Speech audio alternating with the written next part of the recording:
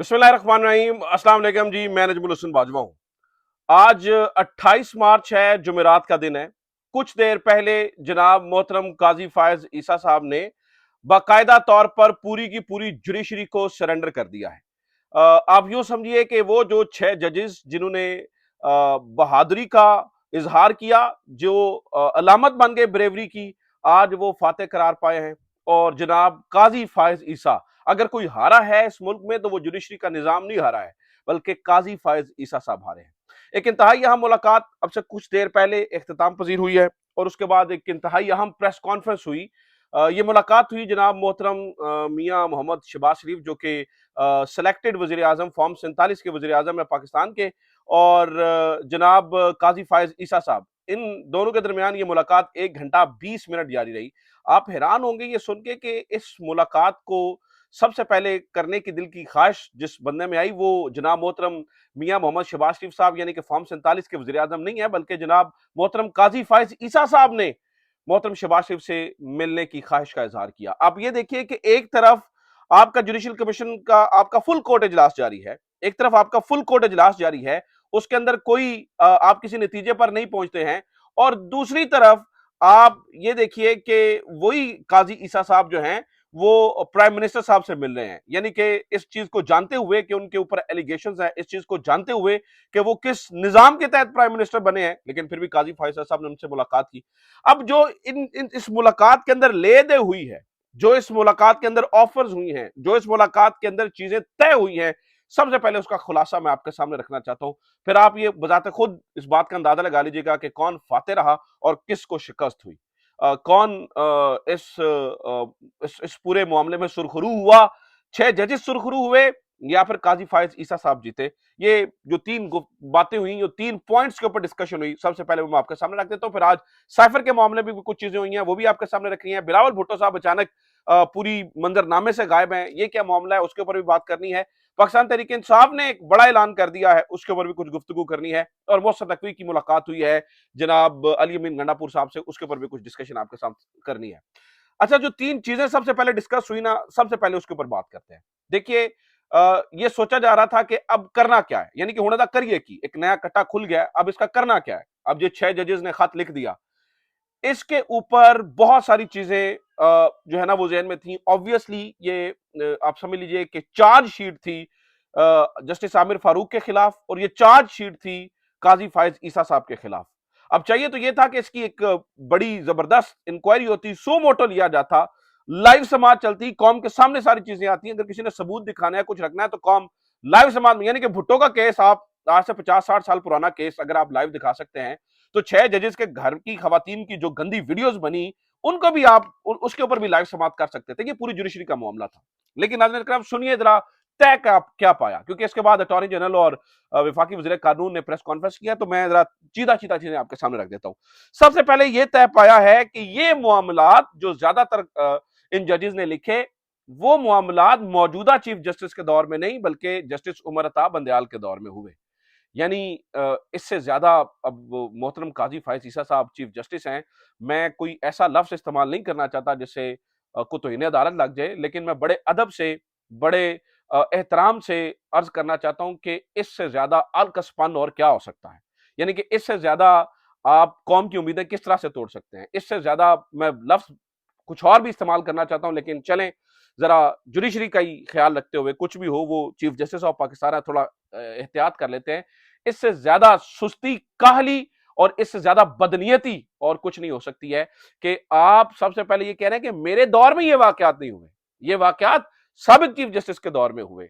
मतलब इस वक्त आप जैसे ये कहें कि जनाब, अगर आपके ऊपर, मैं मिसाल इस तरह से देता हूं कि अगर बॉर्डर के ऊपर जो है वो खुदा ना खास्ता इंडियन फौज हमला कर दे, और हम ये कहें कि ये जो वाकया है ये मौजूदा चीफ के दौर में तो नहीं हुआ, ये तो लड़ाई कायदे आजम के दौर से जारी है, तो लिहाजा हम कुछ नहीं करेंगे, यानी कि मौजूदा चीफ के ऊपर कोई रिस्पॉन्सिबिलिटी नहीं आएगी। मैं मिसालन एक अर्ज कर रहा हूं आपके सामने।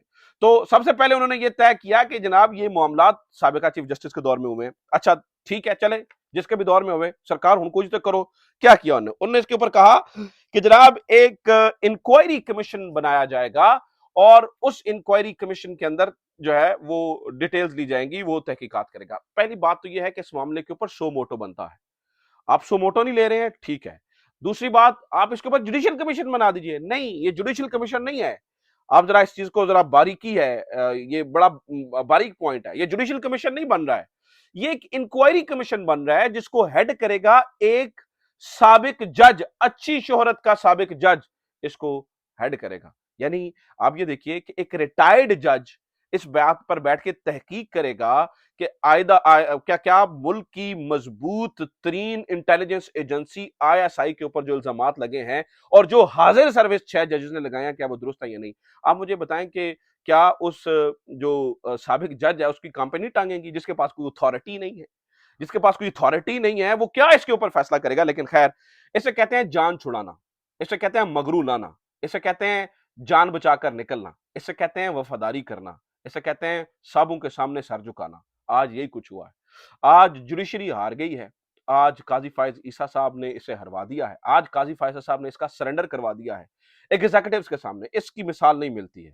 कल रात हसनात मलिक साहब कह रहे थे कि ये जो अभी की कोऑर्डिनेशन है between the government and the judiciary mean particularly the Qazi Faez Isa Sahab, ये पिछले 15-20 सालों में ऐसा हुआ ही नहीं है। यानी कि आप पिछले 6 महीने के केस उठा के देखिए, हर जगह पर पीटीआई को तुन के रख दिया, काजी फायज ईसा ने तुन के रख दिया। और पाकिस्तान मुस्लिम लीग नून के लिए रावी चैन ही चैन लिखे जा रहा है। ठीक है, तो एक आप यहां पे देख सकते हैं कि किस तरह की एक मुनाफिकत भरा माहौल पिछले कुछ लंबे अरसे में रहा है।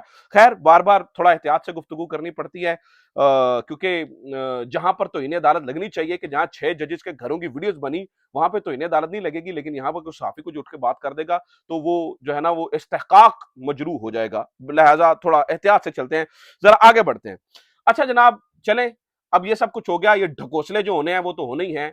अब दूसरी बात ये है कि फिर क्या अवाम को क्या करना चाहिए, पीटीआई इस वक्त क्या सोच रही है। माजरत के साथ कहना पड़ता है कि पीटीआई के जो वकील है ना इस वक्त, वो सिर्फ और सिर्फ जो है ना उन्होंने उन्हें ये इस बात की फिक्र है कि कौन सेनेट की पोजीशन में आता है, उन्हें इस बात की फिक्र है कि कौन कौमी असेंबली में आ रहा है, उन्हें इस बात की फिक्र है कि इंटरनल पॉलिटिक्स कैसे करनी है। मेरे ख्याल से ज्यादातर पीटीआई की जो ऊपर लीडरशिप है वो कॉम्प्रोमाइज्ड है। ठीक है, वो चाहते ही नहीं है इमरान खान बाहर निकले। अब ये देखिए कि इस तरह का वाकया इमरान खान के दौर में हो चुका होता। पहली तो बात यह है कि आप शुरू से देखिए कि अगर 6 जजेस खत लिखते तो आसमान सर पे उठा लिया जाता। ठीक है, मतलब प्रेस कॉन्फ्रेंसेस हो रही होती, उधर से रैलियों का ऐलान हो रहा होता, जलसों का ऐलान हो जाता, लेकिन ये सत्तू पी के सोए हुए हैं। यानी कि इन्हें जो मिलना था ये मिल चुका है और ये बिल्कुल मतलब आप समझे कि इन्हें कोई टेंशन नहीं है, इनके सर पे जूं नहीं रेंग रही है और ये चाहते भी नहीं है कि शायद कोई इमरान खान बाहर आए।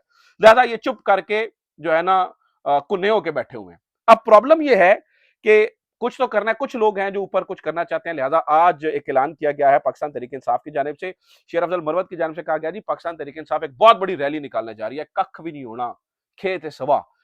What they can do right now, Hamid Khan साहब का एक बहुत बड़ा वकला का ग्रुप है, आपके पास शेर अफजल मरवत है, आपके पास बैरिस्टर गोहर हैं, मतलब आप तो जमाती वकीलों की है ना, सो कॉल्ड।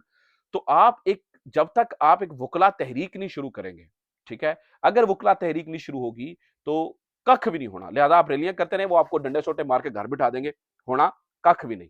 अच्छा जनाब, जल्दी जल्दी से आगे बढ़ते हैं, मुझे जल्दी से वीडियो कंक्लूड करनी है, टाइम कम है, इंफॉर्मेशन ज्यादा है।